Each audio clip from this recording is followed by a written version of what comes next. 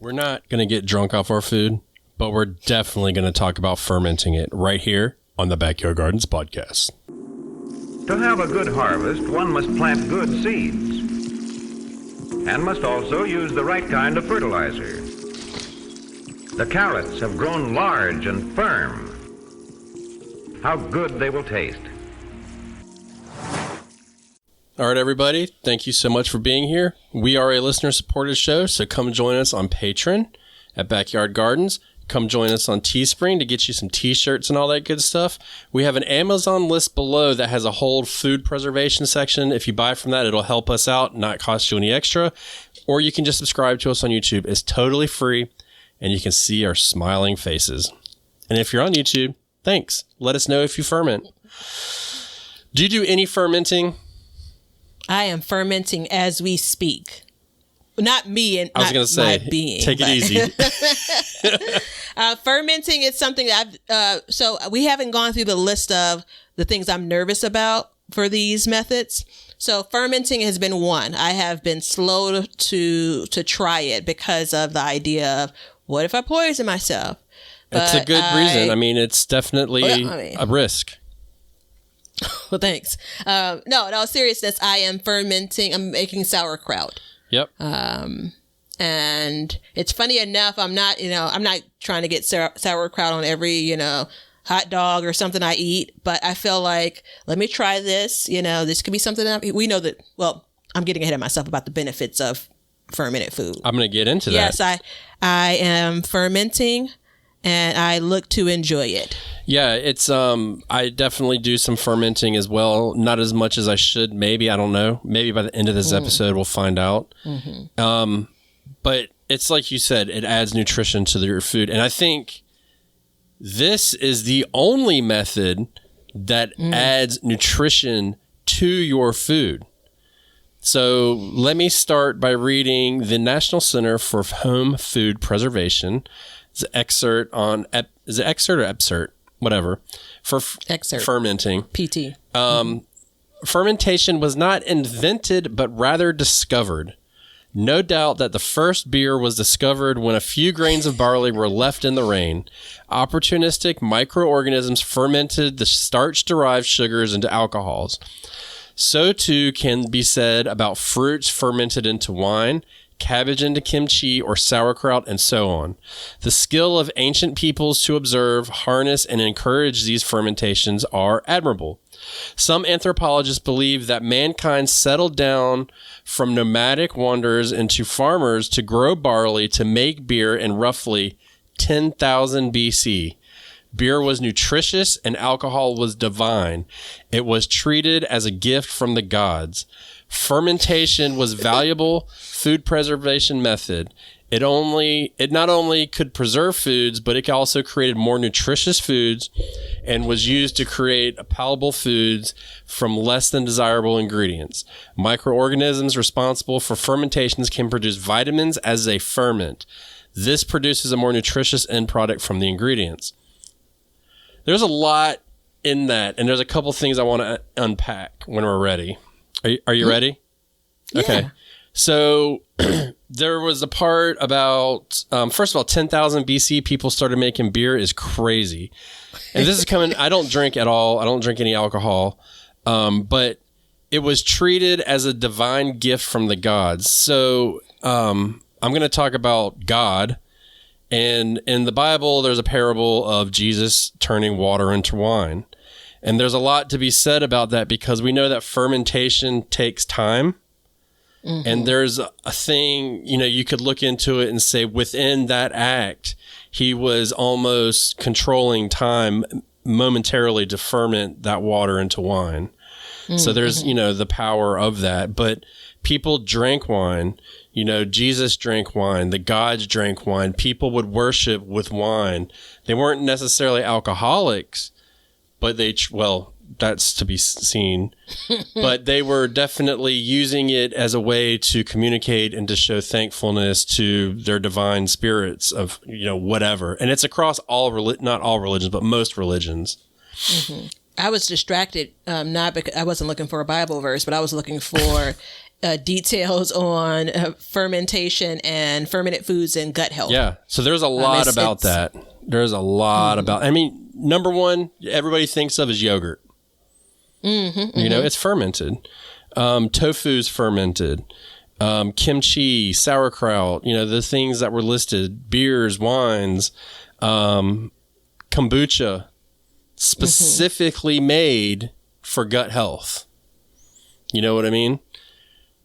Kimchi is on my list for the future. Yeah, it's not on my list. It's just you don't enjoy it's it. It's just not a flavor profile I prefer. Yeah, I went to school with a lot of Korean people, and they ate a lot of kimchi, and I ate a lot of it, but it didn't do it for me.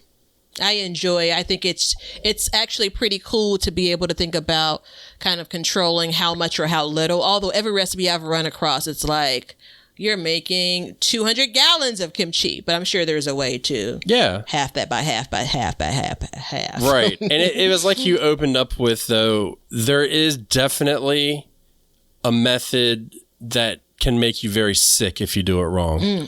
Like you definitely need to read up on. This isn't something that you're like, hey, I'm going to just go dry some herbs, or I'm going to throw something in the freezer. You really need to understand what you're doing and how to use it, because if you don't, you can make yourself very sick.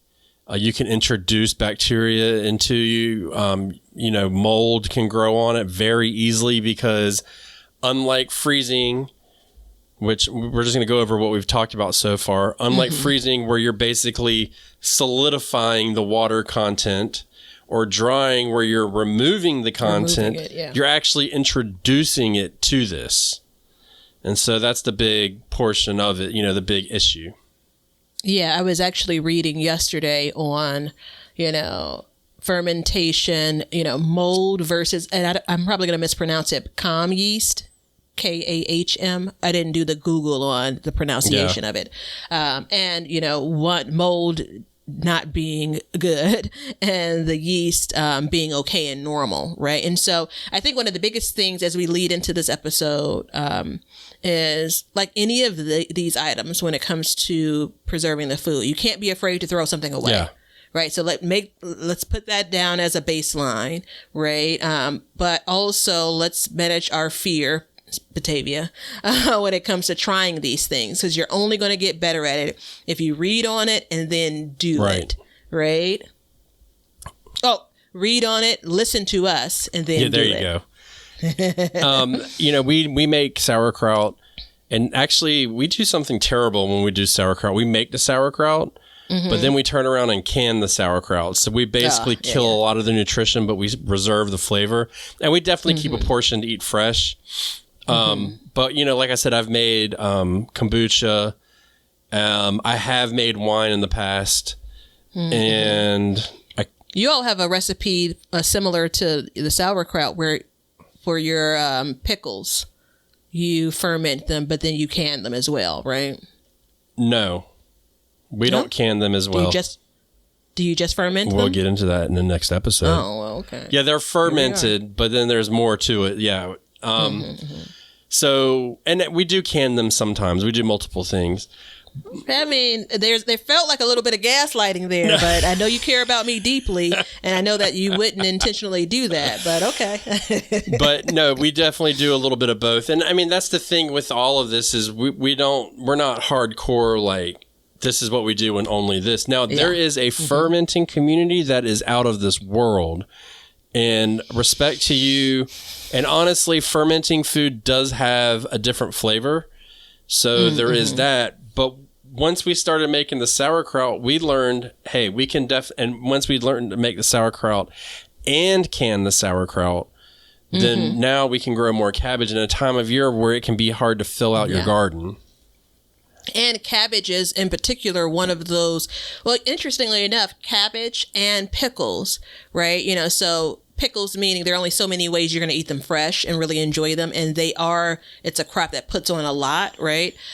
Cabbage in that, you know, I mean, again, there's only so many ways that you're going to enjoy it and number of times you're going to enjoy it. And generally, it's not something that preserves well based on some of the other methods we've talked about, you know, or will be talking about. Yeah. So when I'm going to I'm going to hone in on sauerkraut since we're both doing that. And the method that you use for sauerkraut will help you with looking out for ways that you can get sick from it, introduce a bacteria. And it's really important that you keep that cabbage submerged in the liquid at all times. So what we have is we have a big... so I used to make kombucha. I don't make it anymore for the simple fact of I couldn't drink it fast enough and I couldn't get the flavor right. So I was always drinking vinegar. Well, that's all I was drinking was vinegar. So I used the same container for that. It's just a big glass. They say it's not a crock. It's a jar. It's a big jar. And we put it in there. You fill it with water. You add salt. And then you put something on top of it. Some people use rocks. You can use plates, anything like that. And just to keep it submerged in the water. And then you're going to come back and you're going to scrape the yeast. And it may even, and some, I don't know, some literature, it may actually be called mold. I'm not sure. I don't think it's called mold. We're just going to call it yeast for lack of knowledge on my end. But you're going to film the filmy film. substance. Yeah, you're going to scrape that off every couple days, and then you're just going to over the specified time you're going to start tasting it and seeing. The reason why I'm not giving you the specific recipe is one, I don't want to be responsible if you make yourself sick, and two, I can't remember it because I have it written down and I don't have enough space in my head for all this. So keeping it submerged is really important. Yeah. I just was reminded, I feel like I'm forgetting more than I'm remembering lately. 2 years ago, I did and I'm looking here to look at the recipe, a fermented jalapeno hot sauce. I loved it. Interesting. Now, it's, it definitely was something that was refrigerated, as sauerkraut would be if you don't can it. After you finish the fermentation process, it's staying in the refrigerator. But there's so many things I have to add to my list. This is the problem. I didn't do a food preservation list as far as recipes I wanted to do this year. And now every time I hear something, I'm like, oh, I need to do that this year. I need to add this to it. Luckily, this time of year, I still have plenty of things like jalapenos. Yeah. Right. So it definitely was. I got my recipe from the it's now ballmasonjars.com. And so if you go to the, links below, you'll see our Amazon list. It's also in the Ball book for canning, along with a bunch of other recipes. Wait, what volume is that? Because there's multiple volumes and they're all different. This is true. Well, and I'm not happy about that. So. Yeah. So this was really good. And I bring it up especially because there is like a little kit that they sell, right? And again, it's been done since 10,000 BC, so there are a bunch of different ways that people have done it without this kit. I'm just telling you that the kit made me feel like I was going to do it the right way. So it's you have a regular quart size jar. That's a 32 ounce size jar, and then they have like this metal spring, and then you have a gray plastic top. And so that's the idea of keeping whatever that food is submerged under the water. That's what the whole spring system is supposed to do. I might just use a rock. And I don't know. I mean, it was probably like less than $10, so it's not like a real expense. And if I'm not mistaken, I don't even think I bought the jar because I got a plenty of them. I think they just sell the lid, the plastic lid that has a little burp flip or lip, and then the spring. So that's one way I've seen people use they're even like weighted products that are sold that you can put to keep it submerged. So that's one of the biggest things that, as I read on this over these last few years, that came away from it. You want to make sure whatever that is, and that's why a part of why you're checking it, every day to make sure that whatever that product is, whatever that vegetable is, whatever that item is continually submerged. Well, that and the fermentation process, it's alive. So you have to feed it. It's alive. It is. And so I forgot to mention, I don't know how, we make sourdough too. Our sourdough starter we have now is like 5 years old at this point. So, we'll be able to pass that starter down to David over the years. And there's people that have 100-year sourdoughs, starters and stuff like that they've been taking care of. I don't understand that. So sourdough is, you make it and you feed it flour. And then you keep it in your refrigerator. Then you pull a portion out, and then you bake with it. But you're always using that sourdough. Once you start it, you're keeping it alive. So you never, in theory, as long as you take care of it right, it never dies. You'll always have it for the future. How old is the one that you guys have 5 years. now? We started 5 years ago. And I mean, we bake with it every couple weeks. We make loaves of bread with it, pretzels, all kinds of delicious things. But it's alive. You have to feed it. It's an organism. So it's the same thing, and that's what produces these vitamins. You know, it's like it said in the thing I read that there's microorganisms in it. So the kombucha, same thing. It's alive. You've got to feed it. You've got to keep it going. And kombucha is one too that's really interesting because you can actually see it's called a SCOBY grow on the top, and it's so gross. But you want to talk about fire for a compost pile? Get you some SCOBYs. Get you some SCOBYs. There is the adult in me is trying to push back the childlike response of like, this is a little bit freaky to me. Yeah. Even the idea that I'm checking and skimming off film on, you know, this jar that has cabbage. And I'm thinking like, I could have already pan fried this cabbage and been done with it. But no, it's very intentional. That's not the goal. It's totally wild. I mean, if you think about it, you're literally have another pet in your house that you have to take care of and you have to feed. And then you're like balancing like nutrition with alcohol, with bacteria and keeping it clean. It's got to breathe. You can't just put a top on and shut it. I mean, you've got to do all these things. You know, you said you have the spring top. I use a rock. You know, a rock and a plate. That's what I use. And so moving forward this year, we plan if we get more cabbages, we're actually going to get like a legit crock to make it out of that's made for it. I'll still use my rock. I like my rock. It's a good rock. It's my friend. It's my pet rock. But I mean, fermenting it's 10,000 years. So, you know, we said that drying was 14,000 years old. Fermenting is 12,000 years old. It's not just for hippies. Am I dating myself by saying that? No, you're not. I feel like there is definitely a resurgence, if you will, right? You know, in the last maybe 10 years. What do you think? Well, I think you're embarking on a whole nother episode that I would love to talk about. I'm talking about the resurging of all of this stuff of health, of nutrition. I mean, I'll go briefly in the 80s. It was all about frozen food, low fat food. You know, you're going to have a stroke, heart attack, blah, blah, blah. But you got to have it quick, easy, storable, preserved forever. Yeah. And then in the 90s, it kind of got a little bit less. And then in 2000s, it's kind of come back to more natural. I think, you know, I don't look at fermenting foods as being one with my body and include. I mean, I definitely think there's benefits of the nutrition. I look at it as flavor. Like I enjoy to eat these foods.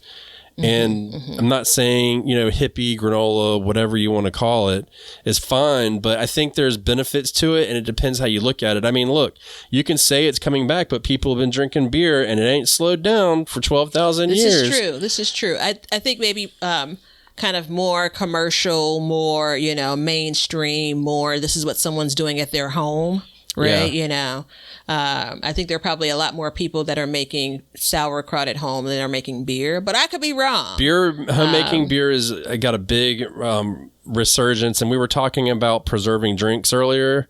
And that was one thing is they now make home canning kits for like a legit can that you can put drinks in and stuff. Oh, interesting. Yeah. I mean, I definitely know that there are some small businesses. Microbrews are everywhere. You know, I mean, who the hell drinks a Budweiser? Now everybody wants the, you know, whatever crazy name beer.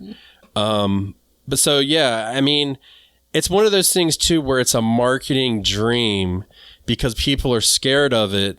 And then when it comes down to it, like for kombucha, for instance, you can buy a SCOBY that's dried, but you can also go to the store and buy unsweetened kombucha tea and make your own SCOBY in a week's time, 2 weeks time, and then do it yourself. And I think that's the benefit of it because then you're raising it and you're learning about it ahead of time instead of wasting your money. You know what I mean?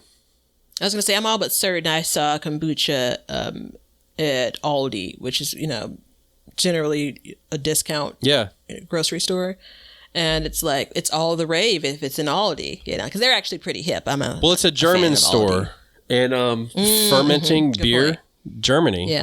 You know what I mean? Sauerkraut, Germany. Yep. You know, here we go. You know what I'm saying? So there's a reason why they have that kind of stuff. You know, I think tofu was, I don't even know when it was fermented, but they literally, it was just like the beer. They left it in a pot with water and then they had tofu, you know? Stumbled into it, as I like to say. Yeah, fell right into it. So, I mean, fermenting is all about keeping it wet. Keep it wet, keep it submerged, let it breathe, feed it, and follow the directions, everybody. Find somebody you trust, like a website or something, food preservation, you know, and just follow those directions. And until next time. I feel like if you're listening to this episode, it's worth your while to go to the video to look at my face as being closed us out here. If you know, you know. See ya. We hope you enjoyed today's show. Please follow us on YouTube at Backyard Gardens TV. Instagram at Backyard Gardens TV. Over on our website, backyardgardenstv.com. And then we have Patreon at Backyard Gardens. And don't forget to check out our links below to help the show. Thank you so much for joining us as we learn to grow and grow for change. Cut. Now you know why people feel like celebrating at harvest time. All over the world, people have feasting and good times when the crops have been gathered in. Hey, everybody. Thanks for checking out the Backyard Gardens podcast. If you like what we're doing and you want to continue to support the podcast, head over to our Patreon page to sign up. You can also make a one-time donation using PayPal. Both of these links are in the description. With your support, we can continue growing and helping others in their gardens. See ya. If you guys want some Backyard Gardens gear, Go to the link below and check out our t-shirts, mugs, pint glasses, and other gear. all purchases go towards helping to support the show, so thank you so much in advance, and we hope you enjoy. We want everybody to have a garden, and we're going to give you a chance to win free seeds every month. Head over to backyardgardenstv.com and enter your email address to be entered in all of our giveaways. Good luck!